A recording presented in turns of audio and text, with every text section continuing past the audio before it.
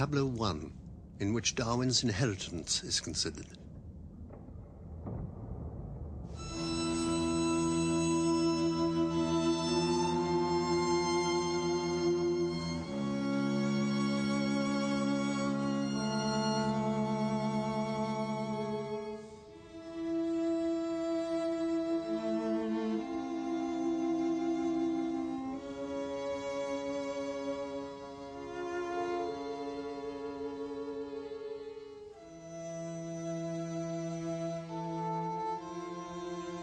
Darwin should always be a bearded and benign figure. Much like the figures of mythological and biblical authority, he has superseded. He should be like a Moses in a 19th century suit, come down from the mountain with new commandments.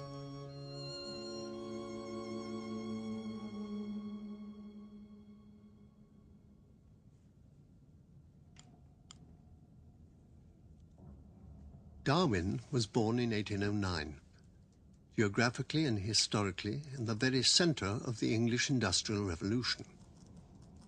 His grandfather was Erasmus Darwin, prophetic commentator on evolutionary theory and close friend and associate of many of the very first round of English scientific and industrial figures. These men were professional enough in trade and commerce, but their moral responsibilities always remained amateur ones.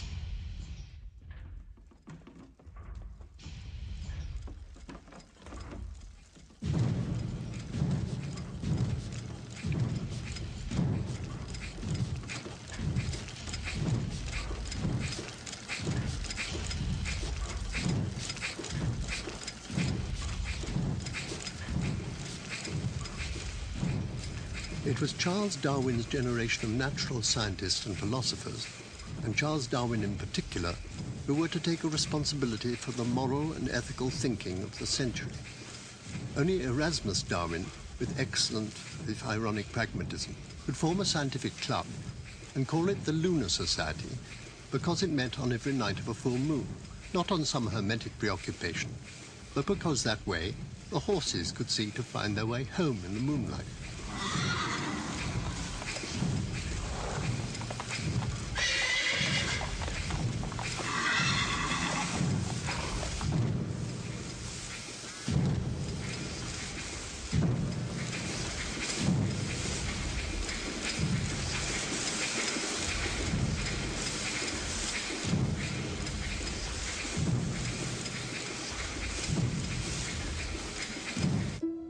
Tableau 2, in which Darwin considers a career in medicine.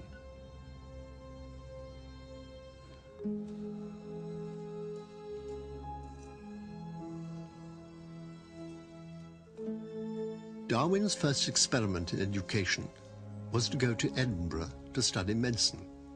His grandfather and his brother had done the same before him. Edinburgh University was a liberal institution, practicing highly empirical educational methods. Unorthodox ideas concerning the mechanics of life and the universe, considered radical in English universities, were freely debated here with enthusiasm.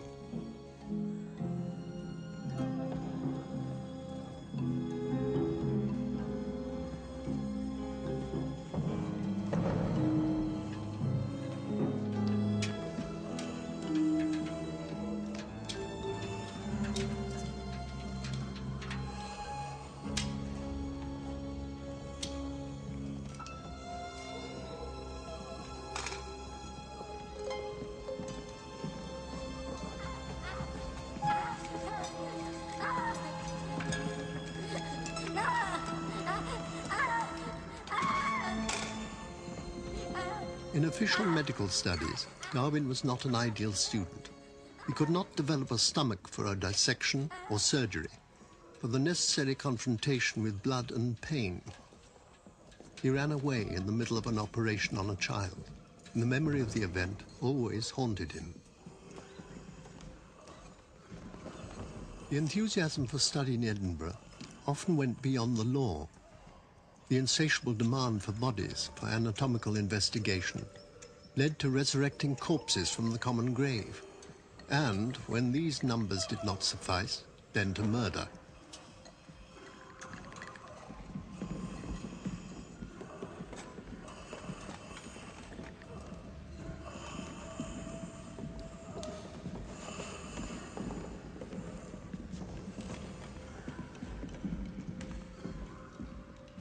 The setting is always Darwin's study, a book-lined room with a large central desk.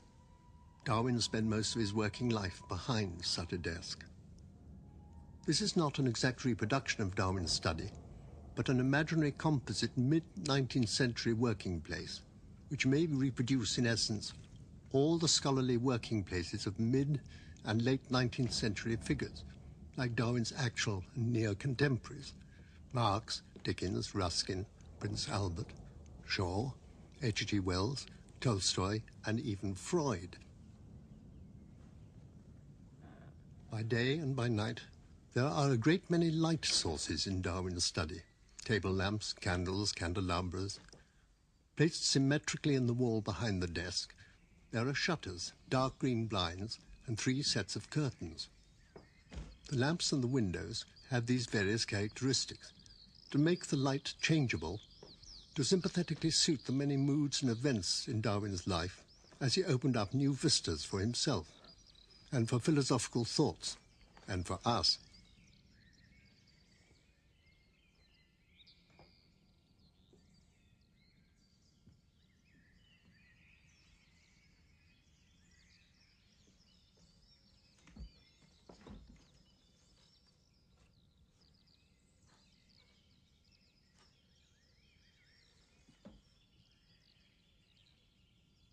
Tableau 3, in which Darwin, like any other Victorian English gentleman, shoots anything that flies. Darwin abandoned medicine. His father sent him to Cambridge to become ordained and find a peaceful and harmless sinecure as a country parson, a normal placement for a not very bright second son. At Cambridge, his attendance to theological studies was not strong.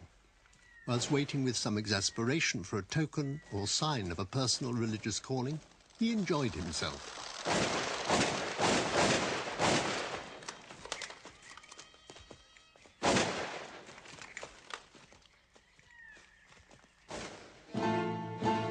The observance of God and the observation of nature together began to create irreconcilable difficulties. The problems of who made what, and when and how, began to insinuate doubt in a mind that was preparing for a privileged, quiet life, on a private income, worshipping God.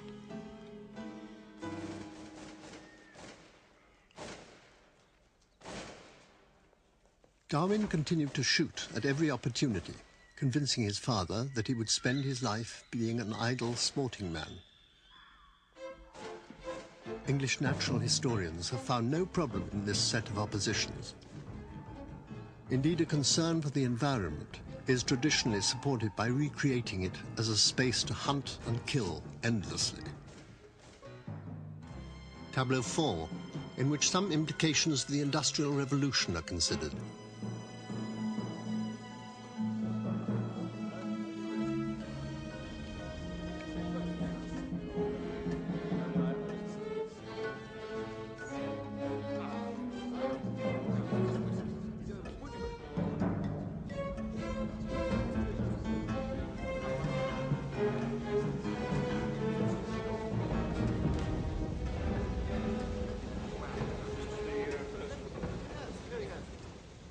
The Victorian industrialist wore a uniform. He could be recognized by his dark frock coat, his tall black stovepipe hat, his highly starched linen, his elaborate whiskers, and his flamboyant waistcoat jewelry. The industrialists of the second wave of the Industrial Revolution were free thinkers on matters of religion and were antipathetic to those who used Christianity to bolster the status quo. Since they had gained their wealth and status through their own efforts, they had small sympathy with inherited aristocratic privilege. Whilst it is true they still initiated and supported radical ideas in mechanical invention and scientific advance, they increasingly settled into positions of decreasing radicalism in politics.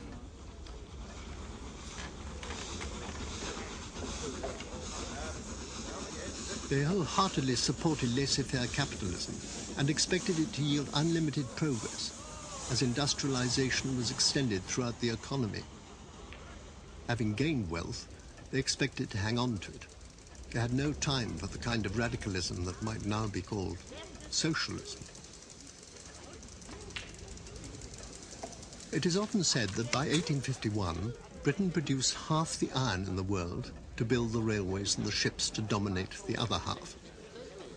It is true that by 1870, the United Kingdom's foreign trading income was 4 times as large as the United States, and more than that of France, Germany, and Italy put together. Soon the sun would never set on the British Empire, and large contingents of cheap labour would always be working somewhere on the earth for the greater good of the British industrialists.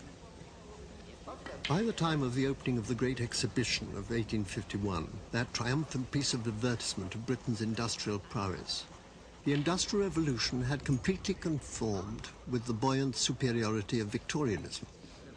Few were prepared to resist the propaganda of its glory. Darwin's wife wept with joy at the prospect of Queen and country standing together under Paxton's glass conservatory roof in Hyde Park, singing the national anthem. The Times declared that it was the first time since the creation of the world that representatives of all its peoples have assembled and done a common act. Tennyson wrote that he had dipped into the future and seen that the heavens were filled with commerce in the parliament of men. When he came to publish his theories, Darwin's doctrine of the survival of the fittest could be effortlessly transformed in these men's minds to mean the survival of the best. And these industrialists, basked in their cathedrals of industry, considered themselves to be the best. Tableau 5, in which the effects of a new social order are considered.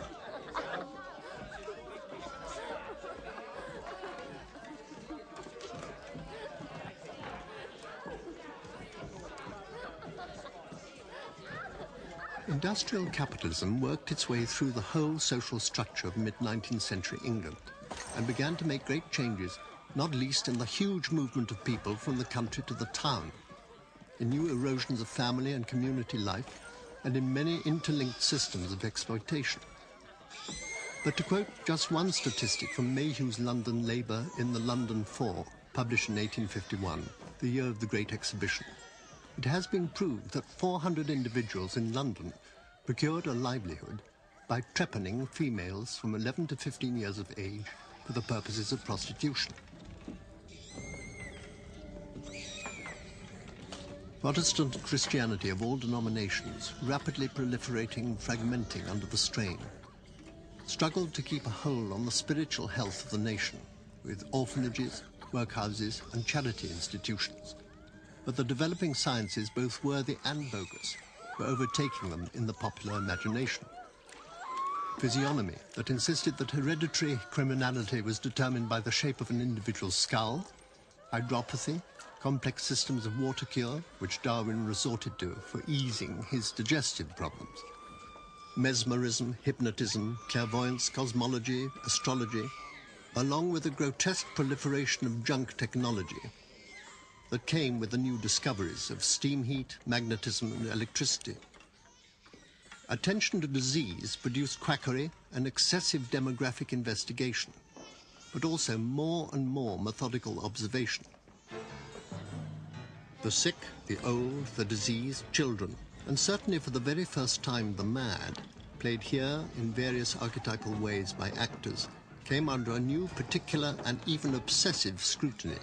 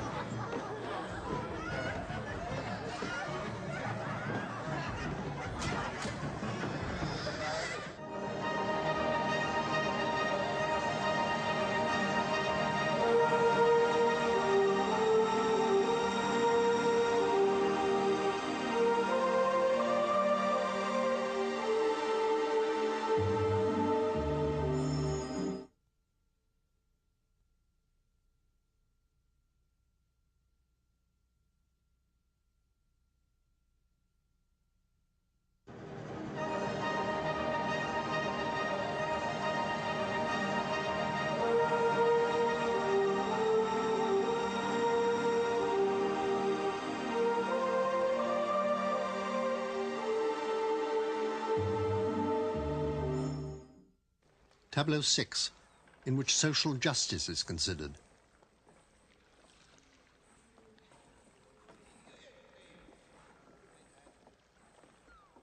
Transportation to the colonies was served on those considered to have committed crimes serious enough to deserve more than a whipping, but not serious enough for a hanging. The sentences were generally handed out to the young and to first offenders to serve from 7 to 14 years, but the difficulties of making the long return and the poor prospects of a welcome back home meant all but a very few deportation sentences were for life. However, stories were not uncommon of men committing crimes to get transported, preferring to face the unknown hardships abroad than continuing to suffer the conditions at home. Until the 1820s, some 200 crimes, including blasphemy and heresy, carried the death penalty. A rationalization of the law in the 1830s halved the capital charges, but with the consequent huge rise in the prison population. In the whole of Queen Victoria's reign, there were some 15 million admissions to prison, into the machines for grinding rogues honest. Officially, human contact prisoner to prisoner was forbidden, and in many jails, eye contact was prevented by forcing the prisoners to wear masked caps reconstructed here by a costume department.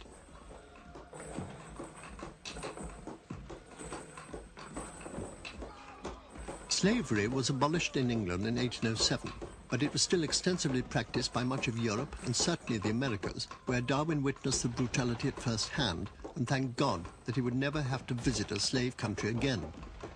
Only Britain made serious attempts to seize slave ships, where the inhuman conditions may have worsened, if that was possible, due to the trade being persecuted. Dysentery, smallpox, seasickness, brutality, and mass suicide overboard resulted in heavy losses on each trip. It was said the downwind stink of a slave ship could be smelt a mile away. Tableau 7, in which 19th century attitudes to the creation of the world are considered.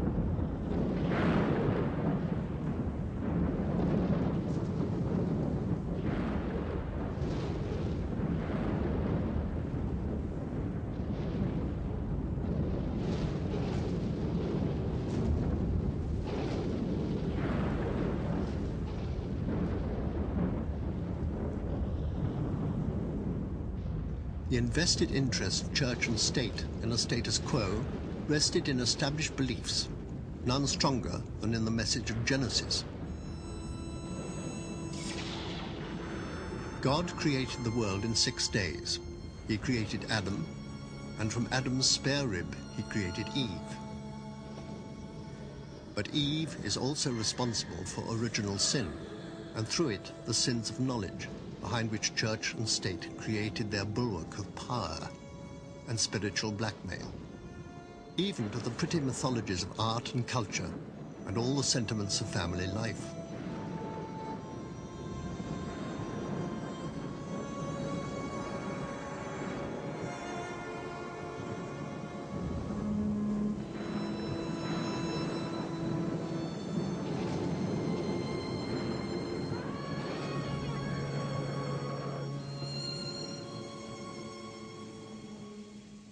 Transgression of these fine myths and harsh laws is punishable by God, whose first manifestation of judicial retribution is the flood, a true interruption of all life cycles. But forgiveness is promised by the rainbow, God's declaration that there would be no more disastrous calamities. Here are all the themes of the evolution debate: creationism, disaster theory, God's magnificence. Was Darwin going to be only another Moses, adjusting holy authority to new circumstances, or was he going to replace God entirely? Tableau 8, in which pre-Darwinian evolutionary theory is considered.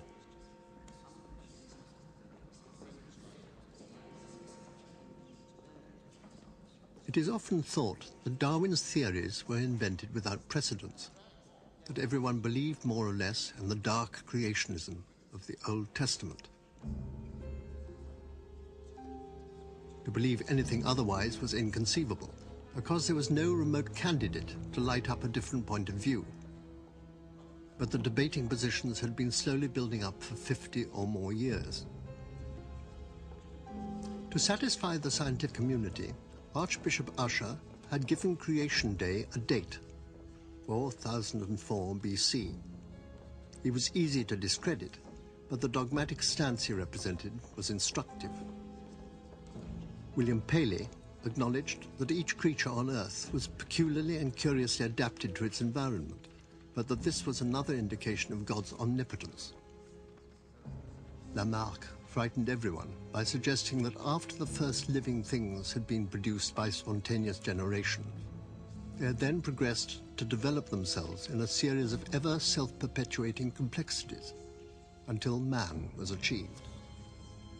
Robert Grant could not believe in animal species being created separately as the Bible insists, and he was branded as a philosophical materialist, wishing to destroy the moral fiber of the state. He might have been sympathetically heard by another man working in the British Museum at the same time, a man writing a work called Das Kapital.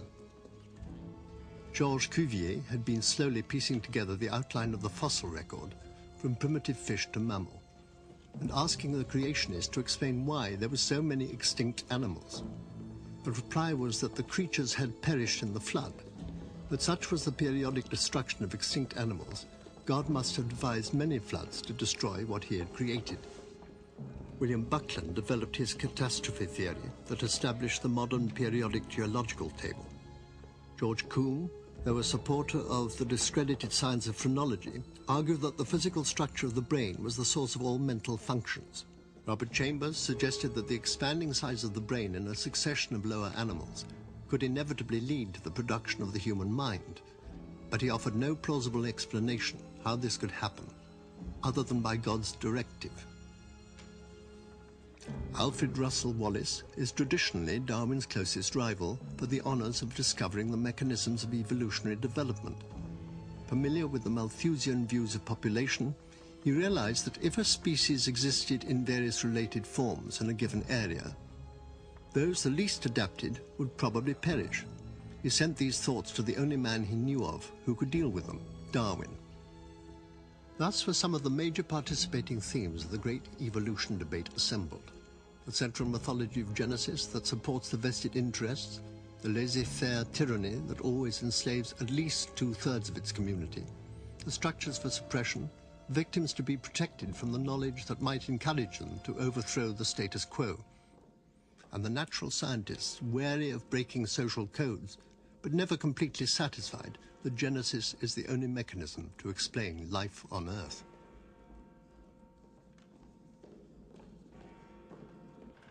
Tableau 9, in which Darwin takes a journey around the world in HMS Beagle. Darwin's decision to be an English country parson was indefinitely postponed. The Beagle, about to depart on a world voyage to chart the coasts of South America, wanted a gentleman naturalist of intelligence and breeding to pass the long shipboard days as companion to its captain, Robert Fitzroy. Fitzroy was a God-fearing conservative. Much later he went mad and blamed himself for providing Darwin with the opportunity to overturn God and Christendom. The Beagle left Plymouth in the Christmas of 1831. Darwin found at once he was a poor sailor.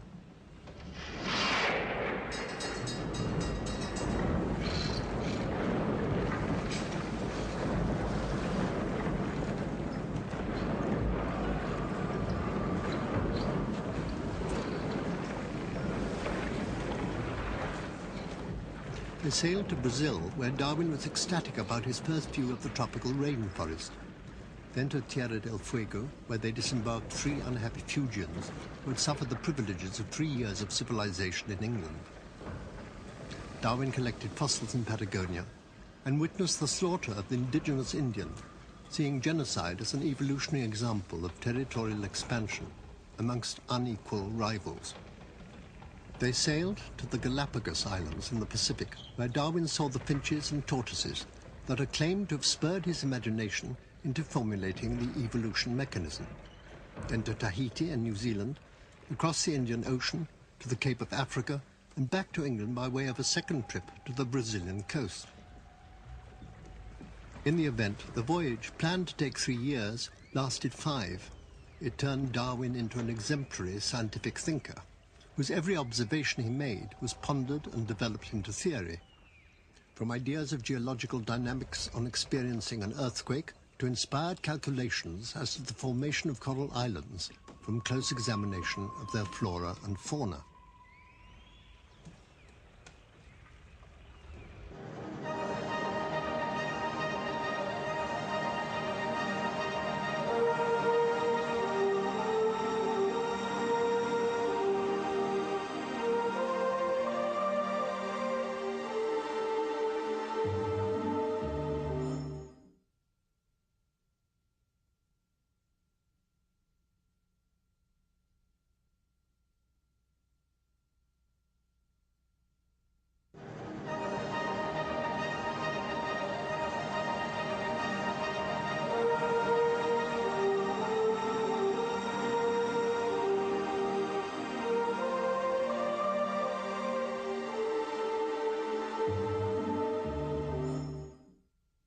Tableau 10, in which Darwin considers some principles of evolution.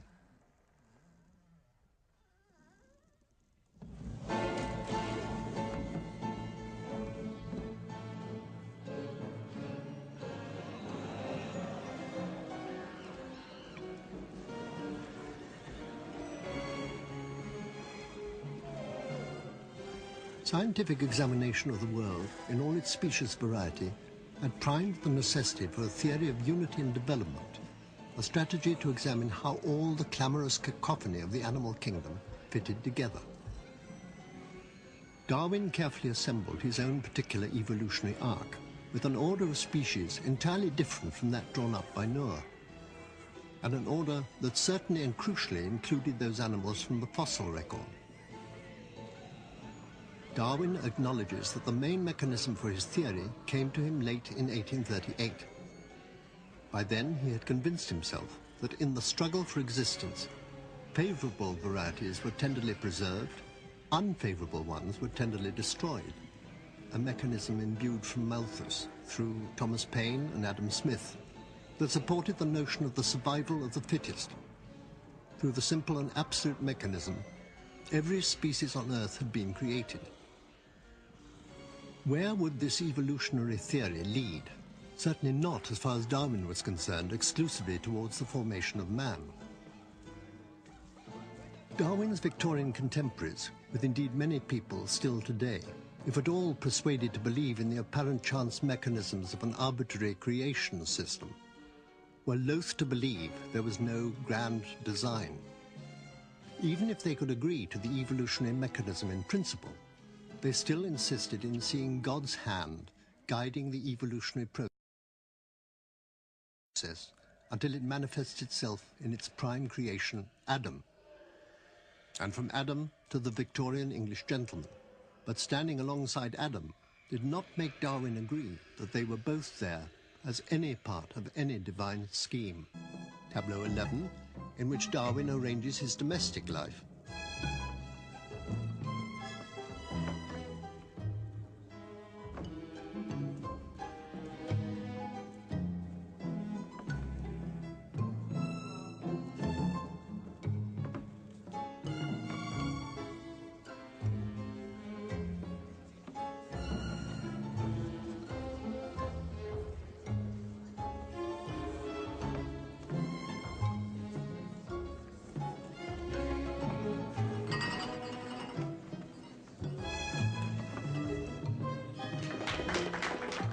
Darwin argued with himself whether or not he ought to get married. He made a list of the advantages and disadvantages, picturing a nice soft wife on a sofa with a big fire, against the possibility that marriage would waste a great deal of his studying time. In the end, he decided that a bachelor life would be arid and soulless, and his choice was his first cousin, Emma Wedgwood. After a short courtship, with his father advising he should not delay if he planned to have children, they were married in St. Maur's Church in Shrewsbury in 1839.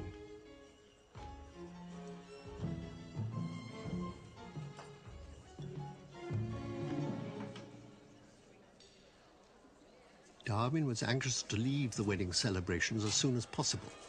The bride and groom toasted their own future happiness with a flask of mineral water on their way back to London in the train.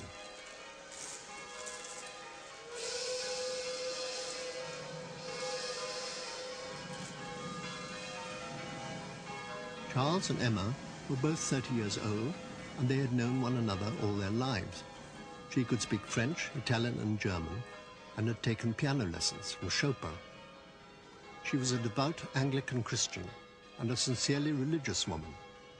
Darwin's developing agnosticism was a constant anxiety to her, but they agreed early on in their marriage that the matter should not be a bone of contention between them. However, her scruples may have been responsible for Darwin's reluctance to publish his findings.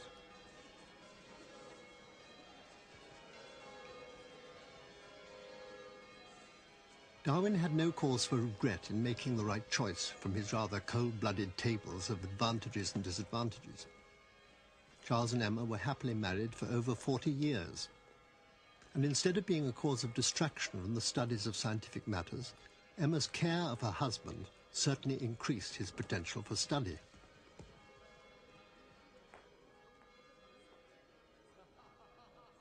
Tableau 12, in which Darwin's attitude to his children shaped his beliefs.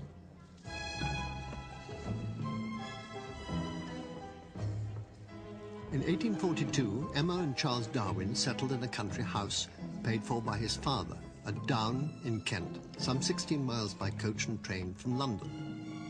Here Darwin could keep some contact with the scientific community and be free of the noise and pollution of the city and its current turbulence, as the streets were alight with the political activity of the Chartist movement, seeking social reform.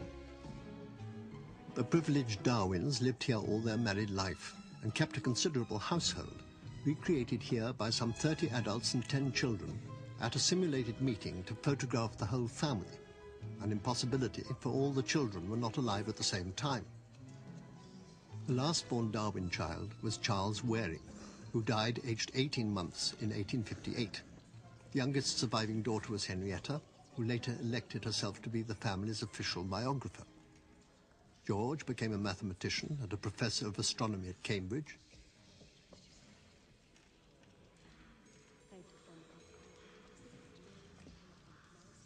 And Annie, born in 1842, was Darwin's eldest daughter and favorite child. Horace became a designer and manufacturer of scientific instruments. Francis studied medicine and later became his father's secretary, editing the enormous Darwin correspondence. And Leonard became a major in the Royal Engineers. Mary Eleanor died aged only 3 weeks. William, the eldest son, born in 1841, was the subject of a short paper that Darwin later published under the title The Expression of the Emotions in Man and Animals, which is still highly praised by contemporary child psychologists. And Elizabeth, who remained a recluse all her life. Darwin had great love and regard for his children, but nonetheless observed them with a naturalist eye, watching their growth and early development with dispassionate enough interest to make detailed comparisons between them and the growth of the infants of apes and orangutans. One of the single most important events of his family life was undoubtedly the death of his eldest daughter, Annie. She was affectionate and considerate and liked to sit with her father while he worked. She contracted influenza, and in a forlorn attempt to aid her recovery, Darwin took her for a cure to a health spa in the Malvern Hills. It is said by Darwin himself that Annie's death finally wiped away any belief he might have had in a god. Tableau 13, in which the effects of the contemporary political climate and social unrest influenced Darwin.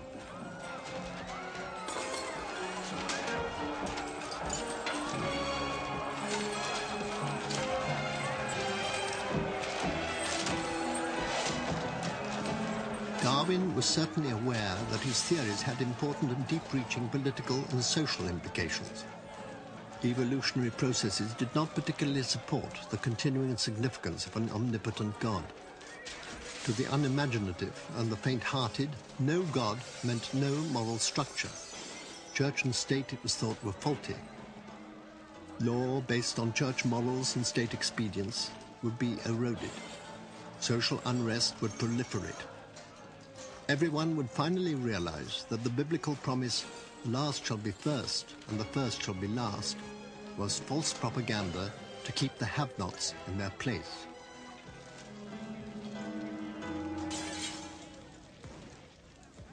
There was enough significant social unrest in England throughout Darwin's life for the establishment to constantly be on guard against social instability.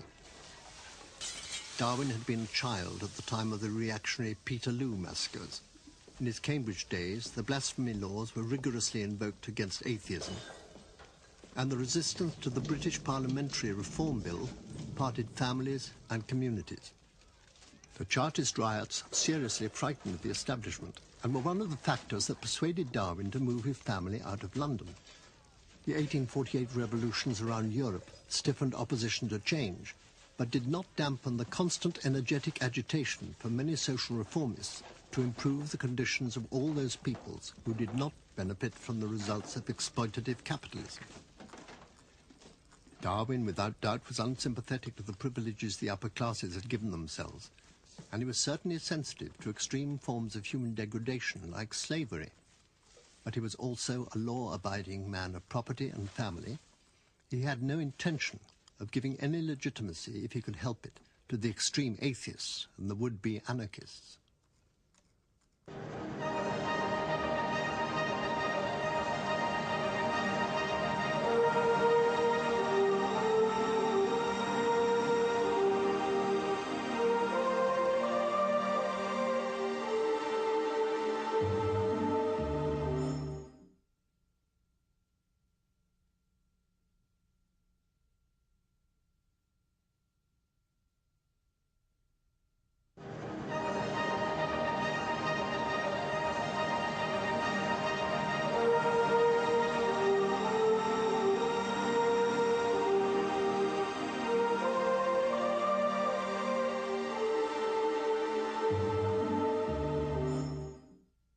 Tableau 14, in which Darwin's persistent ill health is considered.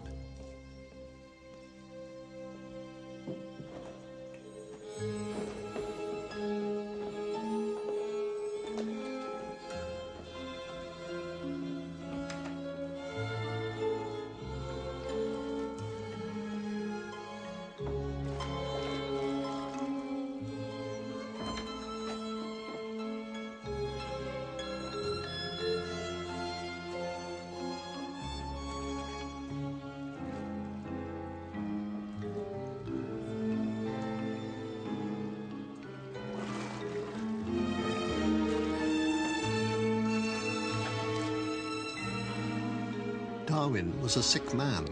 In the last 40 years of his life, a day seldom passed without a serious abdominal pain or some sickness or headache troubling him. And the symptoms invariably occurred in association with intellectual work or some special excitement. The list of his symptoms is long: boils, fainting fits, headaches, trembling of the hands, aching teeth and gums, arthritis, catarrh, palpitations, nausea, vomiting, flatulence, insomnia, and persistent chronic exhaustion.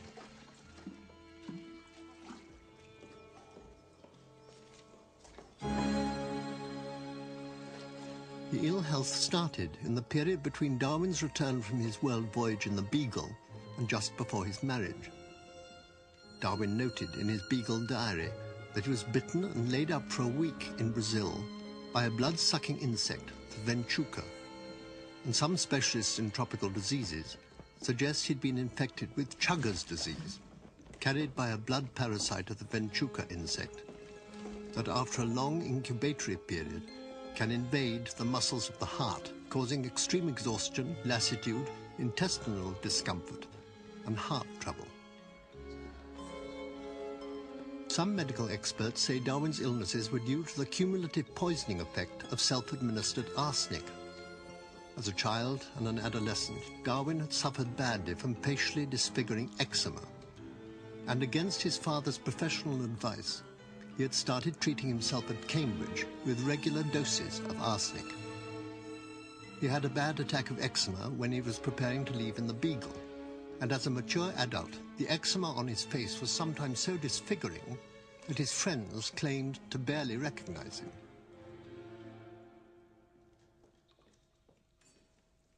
On examining the evidence, of which, since Darwin was an obsessive diarist and correspondent, there's a great deal, many physicians believe Darwin's problems were essentially psychosomatic. The nervous disorder eczema symptoms being an important pointer, they believe Darwin's ill health was brought about by his anxieties concerning his revolutionary work, and the displeasure and antagonism he knew would be heaped on him when and if his findings were made public. Emma Darwin was a patient nurse, and she organized the large household at Down around her husband's bouts of sickness. He was grateful and said so, and she knew that he relied on her. Darwin's mother had died when he was 8, and he'd been brought up almost exclusively by his older sisters. Perhaps he prospered on the continuity of such close female attentions.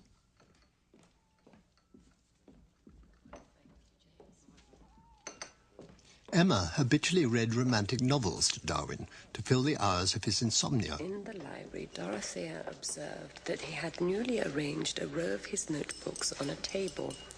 And now Charles freely bemoaned his lack of interest in good literature and clamoured for fiction with happy endings.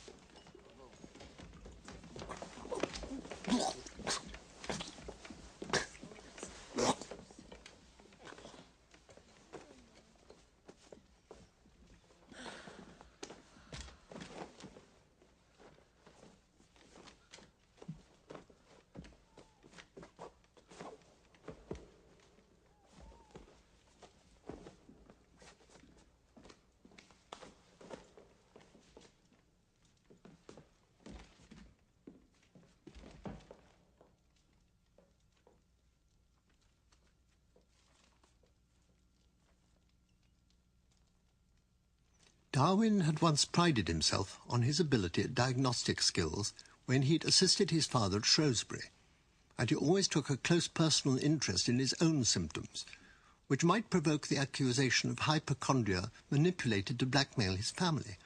But there is never a suggestion of complaint from his wife and children that his symptoms were ever anything but genuine.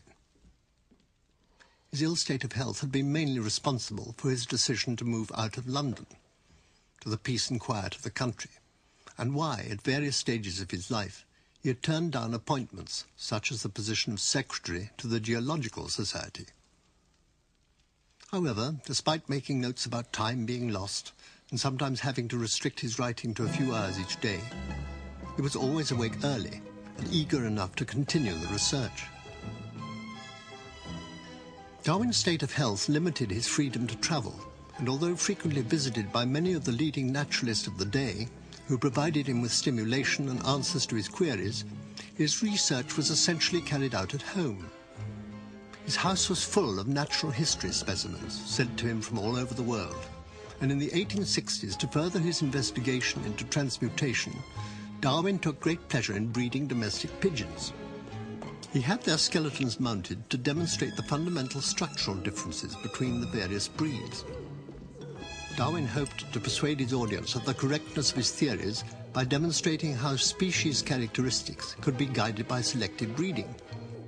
If man could do this in a period of a few years, then how much more could nature accomplish in millions?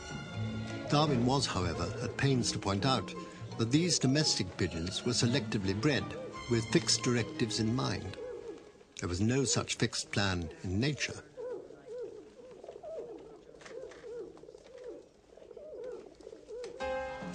Tableau 15, in which the publication of The Origin of Species is considered.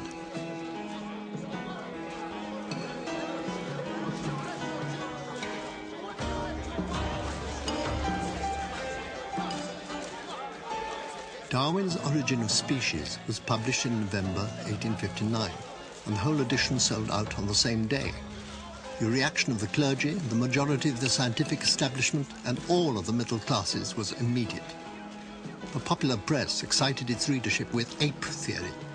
Darwin was pointed out as the most dangerous man in England. Bishop Wilberforce wanted to know whether Mr. Darwin preferred to be descended from the ape on his grandmother's or his grandfather's side. Opposition was incensed not directly by ideas that animal species were transmutable. These were exclusively scientific mysteries, but by the implications of the theory that made man no more than a talking ape, and God irrelevant to his creation.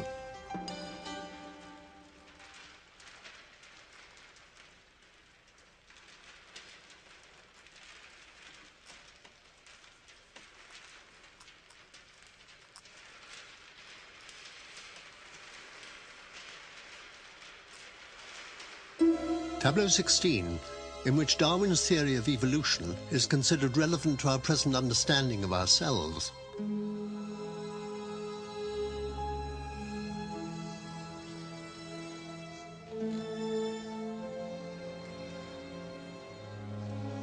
Darwin's evolutionary theories have dramatically obliged us to look at our animal origins and our physical selves with new eyes. Our ideas of corporeality and sexuality have to be adjusted with new sympathies. Now that we are no more or no less than a naked ape, our connections with our animal heritage make us severely doubt notions of there being any purposes to our existence other than that we can ascribe to animals. And since Darwin's theory suggests the individual is the insignificant servicer of the species, then apparently the necessity to reproduce is essentially our only pertinent function. Our programmed sexuality is the prime motivation of our existence.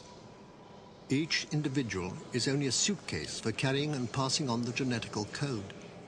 Post-Darwin, it is not easy to successfully make any other human action or behavior or achievement significant. In the light of this fact, we have been obliged to re-examine notions of the greater sensitivity, to reconsider such dearly held concepts such as conscience, spirit, and the soul. Concepts which we pride ourselves on possessing to make us a superior animal, capable of communicating with even greater forms of intelligence, mortal or immortal. If we have not been able to ascribe our animal ancestors with these characteristics, how can we conceivably invent these characteristics for ourselves? The aims and ambitions that man has held important for so long, indeed which most of the past 2,000 years of Western civilization has been built upon, no longer have the same significance. There can be no validation for good and evil, no fixed moral code, no sacrosanct states of moral consciousness. There are no longer the same goals of moral perfection to aim for. The ethical imperatives that have seemed inviolate are now seen for what they are, constructs for the subjective comfort for the given people at a given time. Man-made constructs, not any given or universal prerogatives.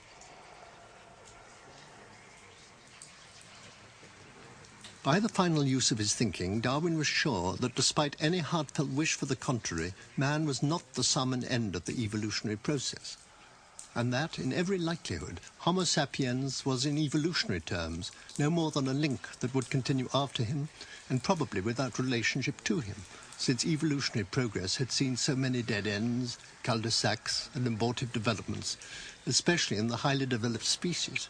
Man could be described as a highly developed species. Tableau 17, in which Darwin's ideas have changed the significance of man.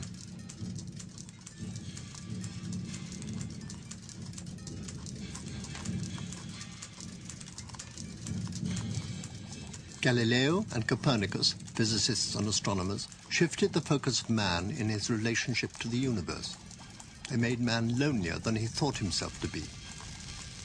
But despite the jolt to his self-esteem, it was still possible for man to accommodate his wishful belief in being safely embraced by God-made laws and conditions. Charles Darwin, a biologist, has committed no such condolences.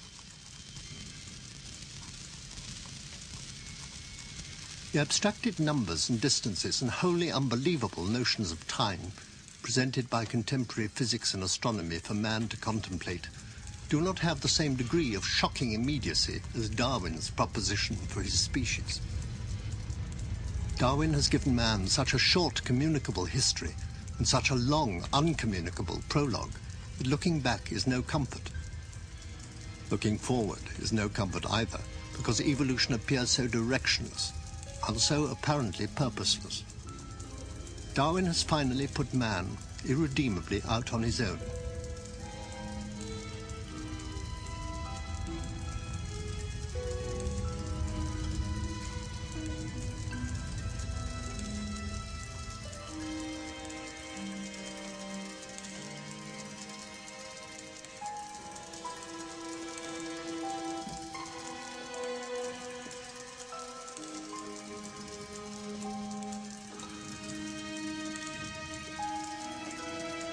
Can the Darwin Revolution have any more shocks for our self-esteem? It has made us a chance animal, never to be repeated. And since we've probably already planted the seeds of our own destruction in several different ways, then we have probably arrived at the time when the chances of our significantly evolving any further, especially on this planet, according to Darwinian strategies, is no longer possible.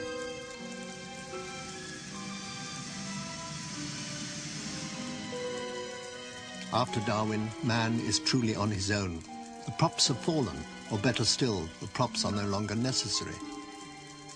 Darwin has given us a freedom that no social or religious program has ever given us. For if man is on his own, then all the checks we relied on to excuse or explain our own shortcomings and mediocrities have been removed. We are, at least, now free for what we want to be. Tableau 18. In which Darwin the atheist is buried with honor in Westminster Abbey. It is a curious phenomenon that having created a workable structure to comprehend the complexities of creation on Earth, and presumably for everywhere in the universe, then that encyclopedic complexity of information begins to seriously erode. The data of the Galapagos Islands, the huge reserves of observational material available to Darwin in his trip around the world, are vanishing. No sooner have the classification systems been arranged and codified than the data is destroyed. Perhaps this is a mysterious corollary to knowledge. No sooner has man understood a thing than its essence crumbles. Perhaps that is what God tried to prevent when he worked so hard to deny man the tree of knowledge.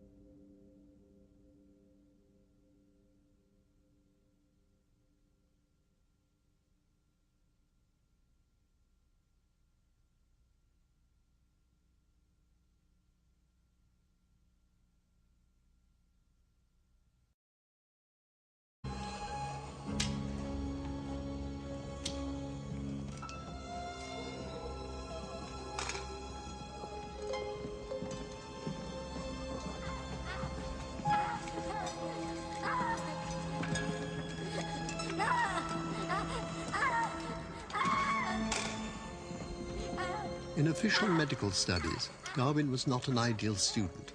He could not develop a stomach for a dissection or surgery, for the necessary confrontation with blood and pain. He ran away in the middle of an operation on a child, and the memory of the event always haunted him. The enthusiasm for study in Edinburgh often went beyond the law. The insatiable demand for bodies, for anatomical investigation, led to resurrecting corpses from the common grave, and, when these numbers did not suffice, then to murder.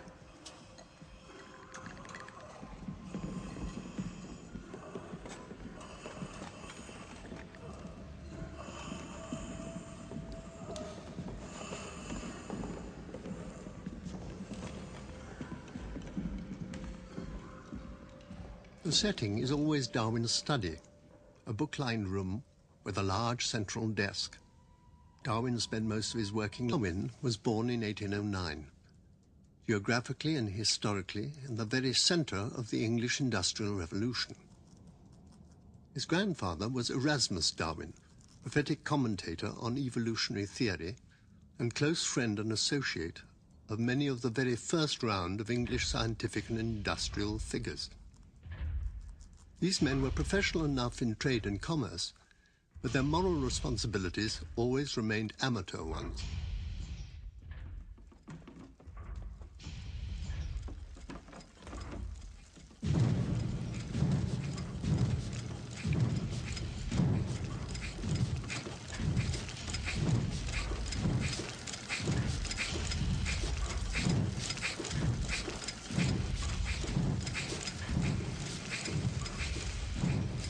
It was Charles Darwin's generation of natural scientists and philosophers, and Charles Darwin in particular, who were to take a responsibility for the moral and ethical thinking of the century.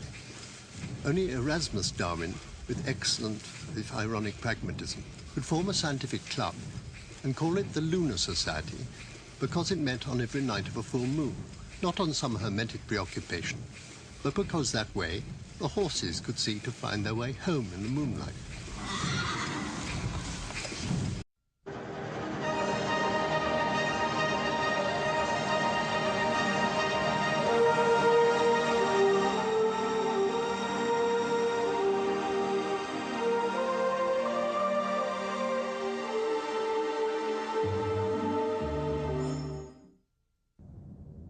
Tableau 1, in which Darwin's inheritance is considered.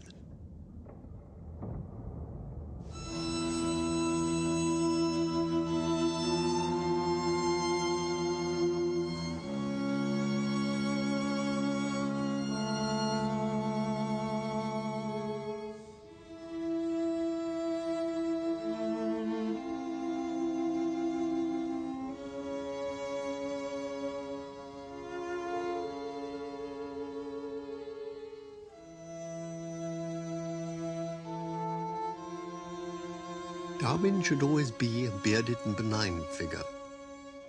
Much like the figures of mythological and biblical authority, he has superseded. He should be like a Moses in a 19th century suit, come down from the mountain with new commandments.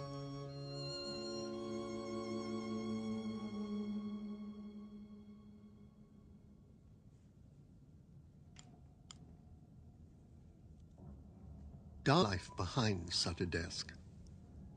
This is not an exact reproduction of Darwin's study, but an imaginary composite mid-19th century working place, which may reproduce in essence all the scholarly working places of mid and late 19th century figures, like Darwin's actual and near contemporaries, Marx, Dickens, Ruskin, Prince Albert, Shaw, H.G. Wells, Tolstoy, and even Freud. By day and by night, there are a great many light sources in Darwin's study. Table lamps, candles, candelabras. Placed symmetrically in the wall behind the desk, there are shutters, dark green blinds, and 3 sets of curtains. The lamps and the windows have these various characteristics. To make the light changeable, to sympathetically suit the many moods and events in Darwin's life as he opened up new vistas for himself, and for philosophical thoughts, and for us.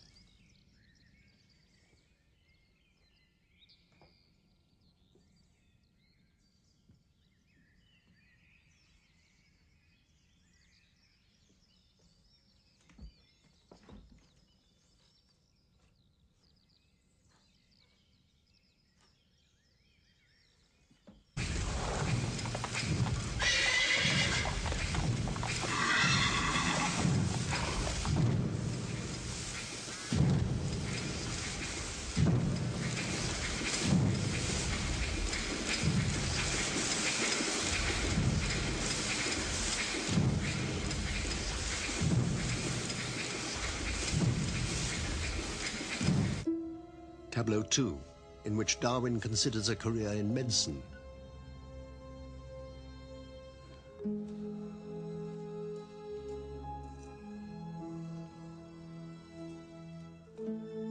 Darwin's first experiment in education was to go to Edinburgh to study medicine. His grandfather and his brother had done the same before him. Edinburgh University was a liberal institution, practicing highly empirical educational methods. Unorthodox ideas concerning the mechanics of life and the universe, considered radical in English universities, were freely debated here with enthusiasm.